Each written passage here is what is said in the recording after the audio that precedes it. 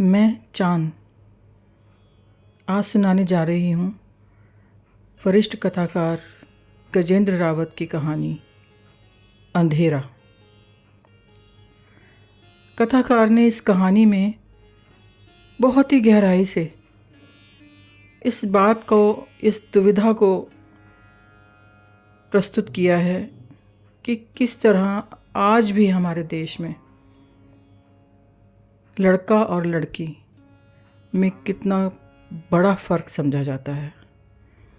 बहुत ही दुखद है कि 21वीं सदी में भी इस देश के जनमानस की मानसिक स्थिति लड़के लड़की के बीच अंतर ख़त्म नहीं कर पा रही। प्रस्तुत कहानी अंधेरा इसी वस्तुगत सच्चाई को सामने ला रही है कि ये फ़र्क कितना भीतर तक पकड़ बनाए हुए है।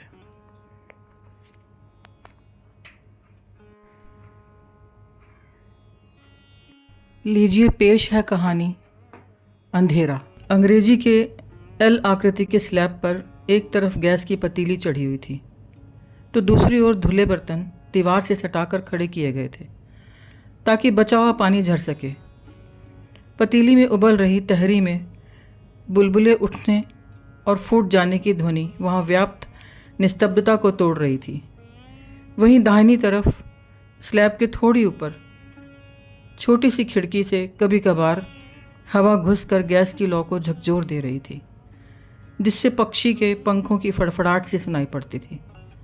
इन छोटी छोटी आहटों के बावजूद सन्नाटे का वर्चस्व वातावरण को बुरी तरह जकड़े हुए था। यहाँ हालात पहले ऐसे नहीं थे, इसके ठीक विपरीत थे। यहाँ हर वक्त एक गुनगुनाहट सी लगी रहती थी। कोई ना कोई मधुर धुन यहाँ की हवा में बसी रहती और अविराम हंसी के ठहाके गूंजते रहते। मगर सिर्फ साल भर पहले अनंत की मृत्यु के साथ इन सब चीज़ों की जगह एक डरावने सूनेपन ने ले ली थी।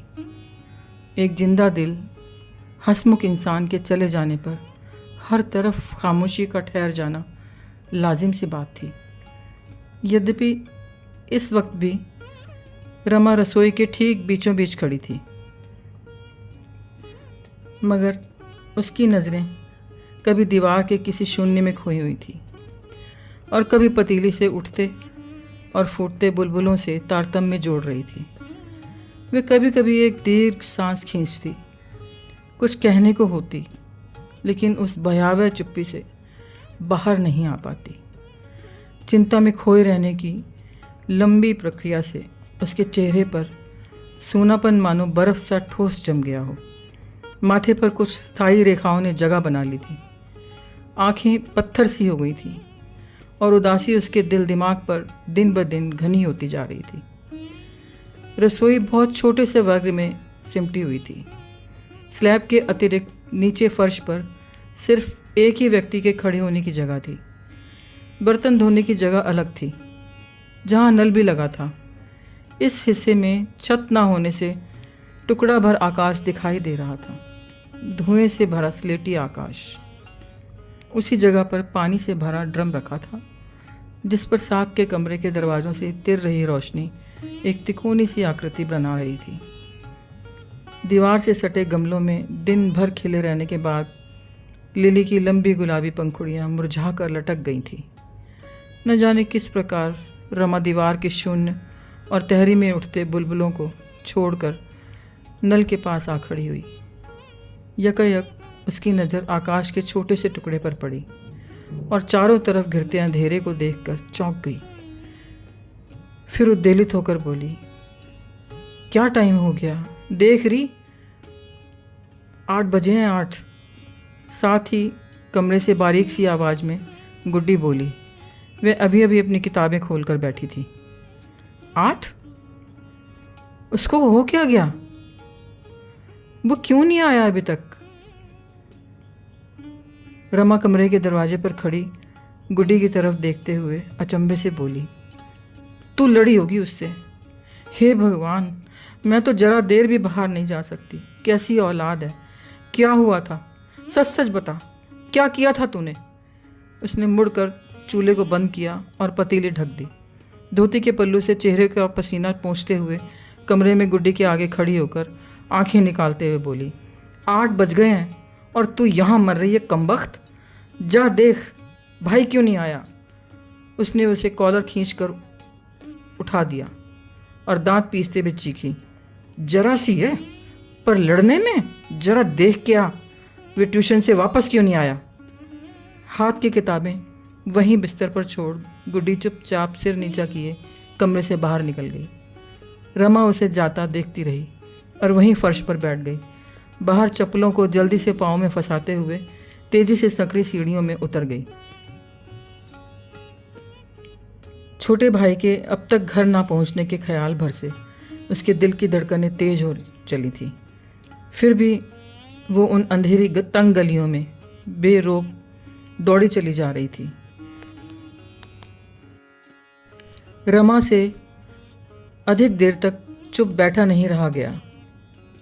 वो उद्विग्न सी कमरे के बाहर खुले भाग में खड़ी होकर सामने के मकानों के बीच खाली जगह को देखने लगी। वहाँ अंधेरा ही अंधेरा फैला हुआ था, थोड़ी दूर तक भी नज़र नहीं पहुँचती थी। यहाँ तक कि सामने पड़ने वाला मकान भी नहीं दिख रहा था। कहाँ गया होगा ये लड़का? पहले तो कभी ऐसे नहीं करता था, आज क्या हो गया? कहीं कुछ हो तो नहीं गया? उसने सोचा और फुसफुसाई, नहीं नहीं। उसने खड़े खड़े पल भर को आंखें मूंद ली, लेकिन अपने भीतर के अंधेरे में काले साए तैरते दिखाई देने लगे। उसने घबरा कर आंखें खोल ली और असंयत सी चप्पल पहनकर नीचे उतरने लगी, लेकिन आधी सीढ़ियों से लौट आई और रसोई में खड़ी होकर खिड़की के समीप कान लगाकर सुनने लगी। शायद उसकी आवाज़ सुनाई दे जाए, लेकिन वहाँ पहले जैसी खामोशी बनी हुई थी। उसी ऊहापोह में अचानक उसे ख्याल आया, छत पर न छिप गया हो। तंग करने के लिए मजाक कर रहा हो, क्या पता। वो भागती हुई छत पर चढ़ गई। वहाँ कोई भी नहीं था। आस पड़ोस की खिड़कियों से झांकती रोशनी दिखाई पड़ रही थी, जो दीवार से सटे कमलों की कतार पर पड़ रही थी। ऊंचाई पर रखी पानी की टंकी के नीचे घना अंधेरा था।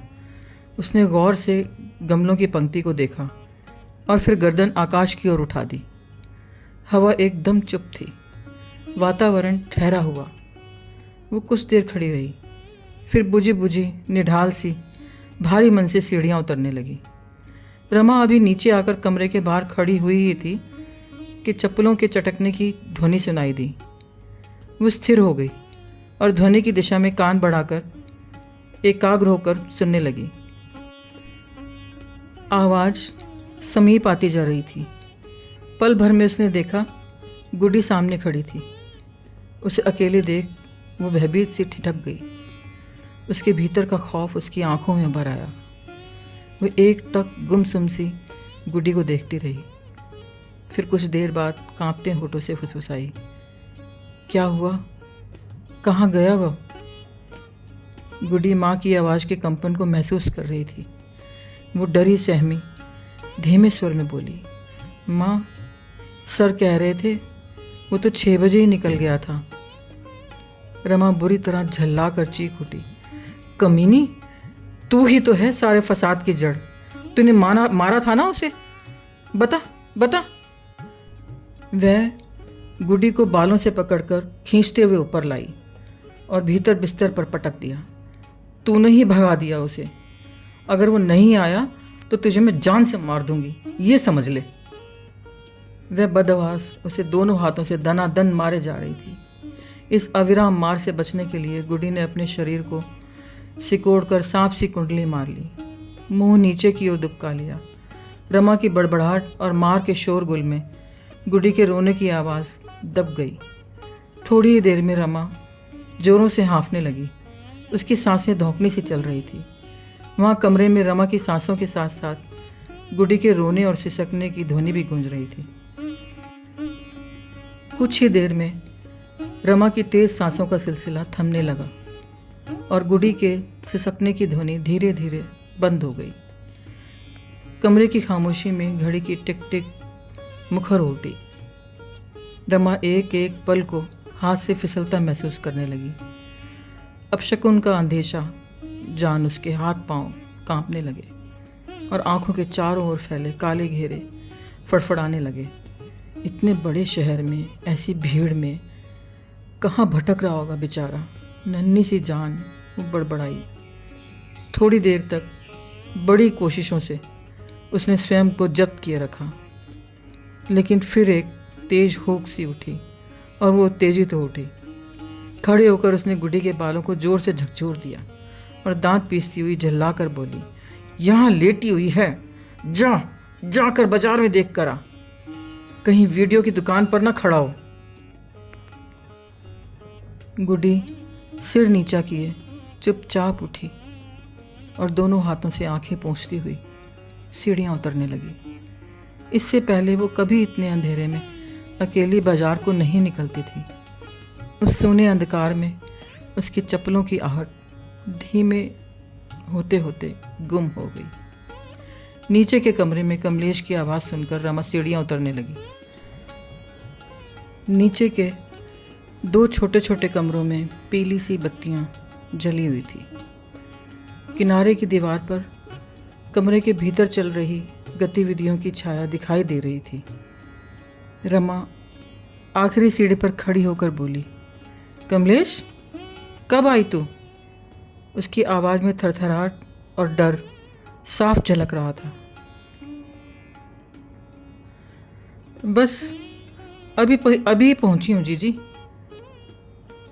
क्या बात है, बड़ी घबराई हुई हो? कमलेश सीढ़ी के साथ वाले कमरे की चौखट पर खड़ी हो गई। क्या बताऊं, बड़ी मुसीबत है ये लड़का। 3 बजे का गया हुआ है, अभी तक नहीं लौटा, जबकि ट्यूशन कभी की ख़त्म हो गई। नाराज़ होकर गया था क्या? ये दोनों ही लड़े थे, पता नहीं क्या कह दिया गुड्डी ने। मैं तो घर पर भी नहीं थी। रमा रोने लगी। आंसू बड़ी तेज़ी से नीचे गिरने लगे। ओहो जीजी, रोने की क्या बात, ट्यूशन से पूछवा लो। कमलेश कमरे की चौखट छोड़कर उसके बिल्कुल नज़दीक आ गई। वे एक हाथ से आंसू पोंछ रही थी और उसका दूसरा हाथ रमा के कंधे पर था। वहाँ से तो 6 बजे ही निकल आया था, फिर पता नहीं कहाँ चला गया। रमा सिसकती रही। कुछ देर बाद आंसू पोंछती हुई धीरे धीरे बोलने लगी। गुड्डी को कई बार कहा है भाई से मत लड़ा कर, ये लड़की तौबा हर वक्त लड़ती रहती है उसके साथ। परसों कमबख्त ने उसके पाँव पर काट लिया था, वो आज भी लंगड़ा के चल रहा था बेचारा। रोज़ पीटती है ये उसे, कहना बिल्कुल नहीं मानती। वो थोड़ी देर रुकी। उस अंतराल में उसकी सांसों की आवाज़ आती रही। वो फिर बोली, बहुत परेशान कर रखा है इस लड़की ने। तंग गली के घुप अंधेरे से अचानक गुड्डी प्रकट हो गई और उन दोनों के सामने अनबूझे सवाल सी खड़ी हो गई। भीतर से आ रही अलग अलग तीव्रता की रोशनी उसके शरीर के कुछ हिस्सों पर पड़ रही थी। क्या हुआ री मनूस? तपाक से रमा ने पूछा। उत्तर में गुड्डी रोने लगी। अंधेरी सूनी सुरंग सी गलियों में उसके रोने की अद्भुत आवाज़ भय, आशंका, अनिश्चितता सी फैलने लगी। अब रो रही है कर्मजली, तेरी वजह से ही लड़का नहीं आया। बता, क्या कहा था तूने बेचारे को? रमा ने आगे बढ़कर उसके गालों पर अंधाधुंध 4-5 चांटे जड़ दिए। कमलेश ने एकदम हस्तक्षेप कर रमा को रोक दिया और कहने लगी, जीजी क्या कर रही हो, मारोगी क्या बेचारी को? कमलेश ने गुड्डी को अपनी ओर खींच लिया और अपने से सटा लिया। वो सिसकती रही। तुम्हें नहीं पता बहन, कितना जहर घुलती है ये, बहुत जलती है ये उससे। उसे दूध का गिलास पकड़ाओ तो इसे पहले चाहिए। अरे बड़ी है, ये भी नहीं देखती, कितना मारती है उसे बात बात पर। देख देख कमीनी के नाखून, मुंह नोच लेती है ये उसका। रमा ने गुस्से में गुड्डी की उंगलियां पकड़ ली। कमलेश ने एक बार फिर बीच बचाव कर गुड्डी को रमा से दूर कर दिया। चल ऊपर देख कर आ, टाइम क्या हो गया है? रमा गुड्डी को सीढ़ियों की ओर धकेलते हुए बोली। गुड्डी ऊपर चली गई। वो दोनों नीचे एकदम सन्नाटे में खड़ी थी। थोड़ी ही देर में रमा की धीरे धीरे रोने की ध्वनि ने खामोशी तोड़ी। उसकी आवाज़ से एक अद्भुत भयावहता वहाँ की हवा में घुलती जा रही थी। हाय मेरा बच्चा, क्या करूँ मैं? ये भी मुझे इस तरह नरक में अकेला छोड़कर चले गए। मैं ही क्यों ना मर गई, मुझे ही मौत आ जाए। हे भगवान, एक एक दिन काटना मुश्किल हो रहा है, ऊपर से ये बच्चे कम बखत। इतना कहकर वो चुप हो गई, बस रोने लगी। बेतहाशा आंसू उसकी आंखों से बहे जा रहे थे। जीजी, दिल छोटा करने से क्या होगा? थोड़ी देर में आ जाएंगे, इन्हें साथ ले जाना, बाजार तक देख आना, कमलेश सांत्वना देती हुई बोली। सीढ़ियों में ऊपर देखते हुए रमा गुड्डी से बोली, टाइम बता, क्या हुआ है? 9 बज गए हैं माँ। ऊपर के कमरे से रोने के स्वर के साथ मिले जुले वाक्य में गुड्डी बोली। तू नीचे आ कमबख्त, तेरा ही किया धरा है। रमा का गला भर आया था। कमरे से तिरती बल्ब की रोशनी उसके चेहरे के एक ओर पड़ रही थी। वो धोती के पल्लू को चेहरे तक थामे खड़ी थी। गुड्डी नीचे पहुंची तो रमा उसकी तरफ हाथ से इशारा करते हुए कहने लगी, ये कमीनी खो जाती तो अच्छा होता, मुझे जरा चिंता नहीं होती। वो मुझे अकेली का सहारा है। हाय मैं क्या करूं? वह दोनों मुट्ठियों से दीवार पर दनादन मारने लगी। कमलेश ने दौड़कर उसके दोनों हाथ पकड़ लिए और चकित होकर बोली, जीजी, तुमने तो हद कर दी। आ जाएगा, कहीं यार दोस्तों में गया होगा, थोड़ा सब्र तो करो। गर्मियों में देर तक बाहर रहते हैं लोग बाग, घबराओ नहीं। कमलेश रमा को कंधे से पकड़कर उसके कमरे में ले आई और बिस्तर पर बैठाकर बोली, यहाँ बैठो। बाहर दूसरे मकान की तिरछी दीवार पर उन दोनों की छाया बड़े आकार में हिल रही थी। गुड्डी पांव रगड़ती हुई दरवाजे से सट कर खड़ी हो गई। वह अभी भी लंबी सिसकियों में रुलाई के प्रवाह को रोक रही थी। आज दोपहर में बल्ली मारान चली गई थी। ये दोनों घर पर अकेले थे। रमा कहते कहते रुक गई, फिर गुड्डी की तरफ देखकर बोली, दिन में क्या खाया था री तुमने? चटनी से खाई थी रोटी, गुड्डी धीरे से बोली। सब्जी नहीं बनाई गई तुझसे? कम से कम खाना तो पेट भर खा लेता। रमा फिर से कमलेश की तरफ देखती हुई बोली, बहुत आलसी है, भाई का इतना भी ध्यान नहीं रख सकती। सामने की दीवार पर घड़ी देखकर रमा चौंक उठी और आश्चर्य से बोली, अरे ये घड़ी, ये बंद है।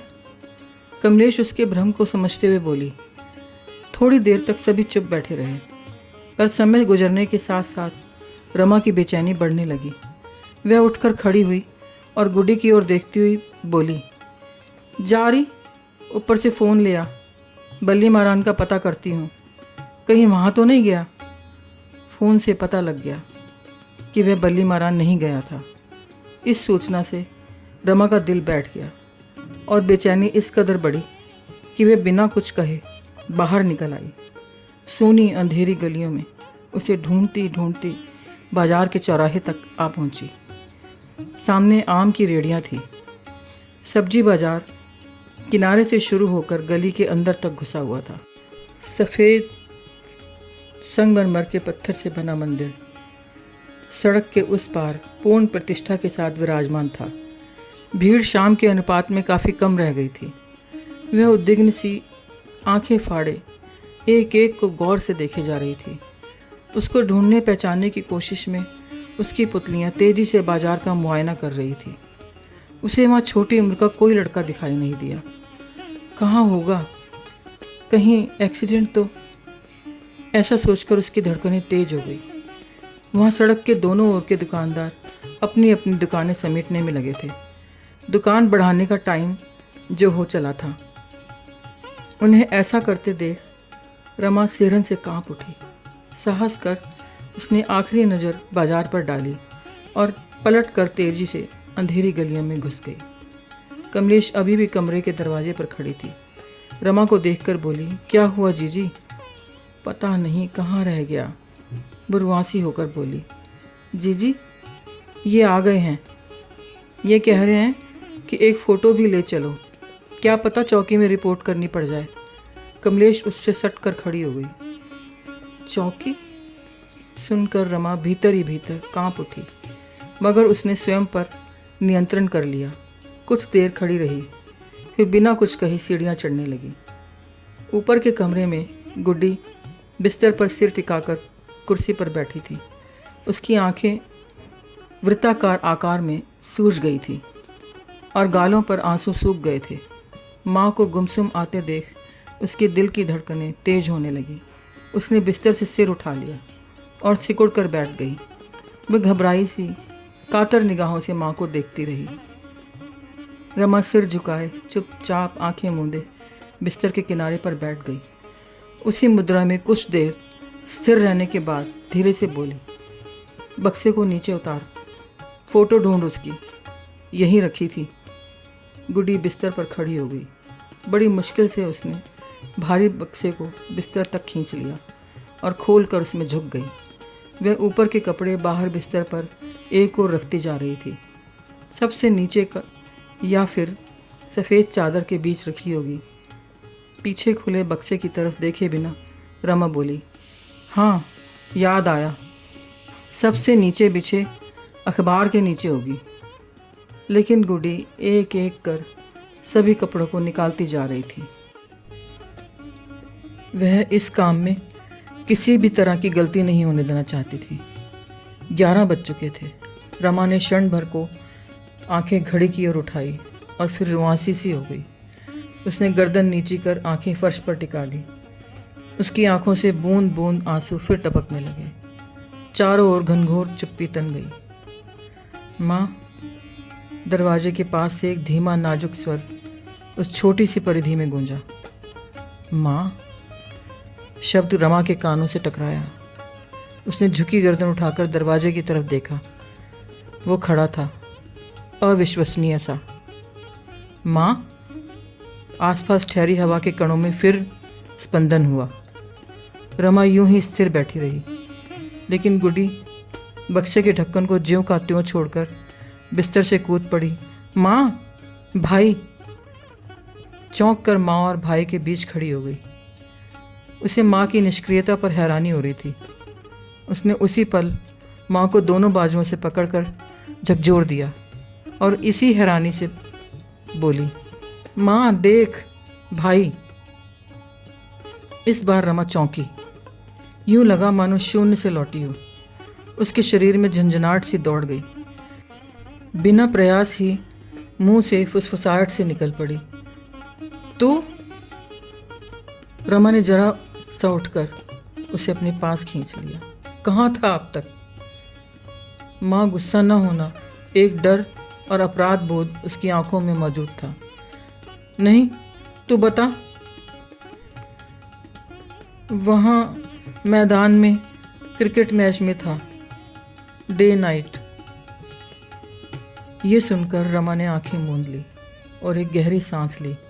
फिर सिर झुकाकर उसे बाहों के घेरे में ले लिया। हंसी का एक अक्स पल भर को उसके गालों पर उभरा और लुप्त हो गया। उसने बाहों के घेरे को कस लिया और उसके गालों पर कई चुंबन अंकित कर दिए। कुछ देर चुप्पी के बाद दोनों के बीच से उनकी आवाज़ें उठने लगी। ऐसे नहीं जाते बेटा, कितना डर गई थी मैं, इतना बड़ा शहर, इतनी गाड़ियाँ। ये बोलते बोलते चुप हो गई। उसकी आंखों में पानी तैरने लगा। बड़ी देर तक वो उसे अपने तेज धड़कते सीने से लगाए रही। उसने आंखें फिर मूंद ली। आंसुओं की कुछ बूंदें गालों पर लुढ़क कर उन दोनों के बीच समा गई। वह अपशकुन और शंकाओं की जकड़ से बाहर आ गई थी। उसका लाडला उसके सीने से चिपका हुआ था, बिल्कुल सुरक्षित। कुछ ही देर में वह संतुष्ट हुई और उसकी तेज धड़कनें धीरे धीरे सामान्य होती चली गई। वह उसका चेहरा दोनों हाथों में लेकर बोली, चल खाना खा ले, देख तेरी पसंद की चीज़ बनाई है। वह उसे पलंग पर बिठाकर रसोई की ओर चली गई। रमा प्लेट अपने हाथों में लिए बैठी रही और चम्मच से धीरे धीरे उसके मुंह में खिलाती रही। साथ ही समझाने के ढंग से बोली, बेटा बिना बताए ऐसे नहीं जाना चाहिए। तुझे पता है मैं कितनी परेशान हो गई थी। ऐसा करेगा तो देखना एक दिन मैं मर जाऊंगी। ऐसा ना कहो माँ। टीटू के लिए रुकना पड़ गया, वरना मैं तो ऐसे नहीं देखता। वो रुआंसा हो गया और रूंधे गले से बोला, मैं कान पकड़ता हूँ, अब कभी ऐसा नहीं करूँगा। माँ ने उसकी प्रतिक्रिया पर चकित होकर उसे गोद में बिठा लिया और हाथ से उसके आंसू पोंछते हुए बोली, नहीं नहीं, ऐसा नहीं करते, रोते नहीं है, तू तो अच्छा बेटा है। गुड्डी थोड़ी देर उन्हें देखती रही, फिर स्वयं उठकर प्लेट में तहरी डालकर सामने के बिस्तर पर बैठ गई। वो खाते खाते कनखियों से उन्हें देखती जा रही थी। खाना समाप्त हो गया। अपने कमरे में अंधेरा कर रमा नीचे उतर आई। कमलेश का दरवाज़ा ढका हुआ था। मैं बाहर से ही बोली, सो गई क्या? वो आ गया है। नहीं जीजी, सोई नहीं हूँ, ये खाना खा रहे हैं। वो आ गया? चलो अब निश्चिंत हो जाओ, कमलेश भीतर से ही बोली। रमा ऊपर चली आई और बेटे के साथ बड़े पलंग पर सो गई। गुड्डी बर्तन धोकर बिस्तर पर लेट गई और अधखुली आंखों से सामने के बिस्तर पर गहरी नींद में सोए दोनों को देखती रही। रात के रूटीन की बहुत सारी बातें रमा भूल गई थी। सोने से पहले की नियमित दवाई, सीढ़ियों की बत्ती और नीचे उतरी मगर मेन दरवाज़ा बंद किए बगैर ही छोड़ आई। इस घने बसे इलाके में म्यूनिसिपैलिटी का पानी सुबह के वक्त ही आ जाता था और न जाने कैसे बिना चर्चा बहस के ये तय हो गया था कि छत की टंकी से लेकर जितना भी पानी भरने का काम होगा कमलेश के जिम्मे होगा। इसका एक कारण ये भी हो सकता था कि पानी चढ़ाने की मोटर नीचे ही लगी थी, ठीक कमलेश के कमरे के सामने। यही कारण था कि छुट्टी के दिन भी कमलेश मुंह अंधेरे ही उठ बैठी और फिर शुरू हो गई बर्तनों की खटर पटर। मोटर की कर्कश ध्वनि और पानी भरने की आवाज़ का मिला जुला अच्छे खासे शोर का सिलसिला। नीचे के बर्तन पानी से भर लेने के बाद कमलेश ऊपर जाने का दरवाज़ा खोलने को हुई तो भौचक रह गई। दरवाज़ा सारी रात खुला था। वो फुसफुसाई, पल भर होठों पर हथेलियाँ रखे ठिठक गई, फिर सधे कदमों से सीढ़ियाँ चढ़ने लगी। उसी तरह विस्मित सी सीधी छत पर चढ़ गई। वहाँ अभी भी अंधेरे की आखिरी परत फैली हुई थी। वो अनुमान से पानी की टंकी के पास तक पहुँची। हाथ ऊंचा कर टंकी का सिरा पकड़कर चढ़ने को हुई तो नीचे एक मुलायम सी चीज़ उसके पाँव से छू गई। ये छुअन अद्भुत थी। अरे क्या है? वो टंकी पर चढ़ने के बजाय नीचे पाँव तक झुककर गौर से देखने लगी।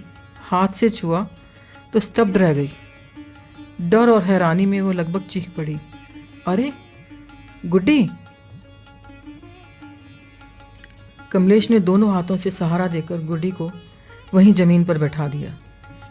इन हालातों में पैदा हुई स्तब्धता से उबर पाना कमलेश के लिए मुश्किल हो रहा था, इसीलिए थोड़ी देर को स्वयं भी बैठ गई।